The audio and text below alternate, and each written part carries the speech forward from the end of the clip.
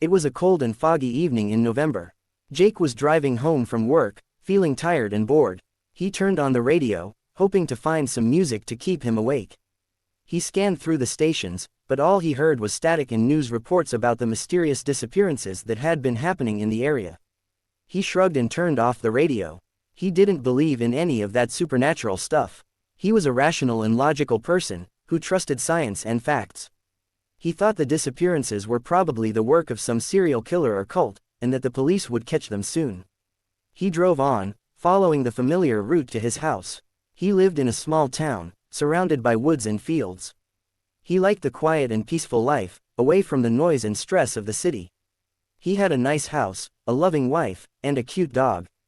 He was happy and content. He smiled as he saw the sign that welcomed him to his town. He was almost home. He sped up a little, eager to see his family. He noticed that the fog was getting thicker, and that the street lights were dim and blurry. He turned on his headlights, but they didn't seem to help much. He squinted his eyes, trying to see the road ahead. He slowed down, feeling a bit nervous. He had driven this road 1,000 times, but he felt like he was lost. He couldn't see any landmarks or signs, just a wall of white mist. He wondered if he had taken a wrong turn somewhere, or if the fog had disoriented him.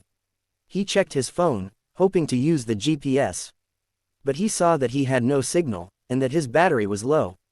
He cursed and threw the phone on the passenger seat. He decided to keep driving, hoping to find his way out of the fog. He drove for what seemed like an eternity, but he didn't see anything familiar. He started to panic, feeling trapped and alone. He wondered if he was going in circles, or if he had entered some kind of twilight zone. He felt a cold sweat on his forehead, and a tightness in his chest. He decided to stop the car, and get out. Maybe he could find someone to help him, or at least get some fresh air. He parked the car on the side of the road, and opened the door. He stepped out, and felt a chill in the air. He wrapped his coat around him, and looked around. He saw nothing but fog. He couldn't even see his car, or the road. He felt like he was in a cloud, or a dream. He heard nothing but silence. He felt like he was alone in the world. He called out, hoping to hear a response. But there was no answer. He called out again, louder. But there was still no answer. He felt a surge of fear, and ran back to his car. He reached for the door handle, but it was locked. He pulled and pushed, but it wouldn't budge. He looked inside, and saw his keys on the ignition. He had locked himself out. He banged on the window, hoping to break it, but it was too strong. He screamed and cursed, but no one heard him. He felt a tear roll down his cheek, and a sob escape his throat.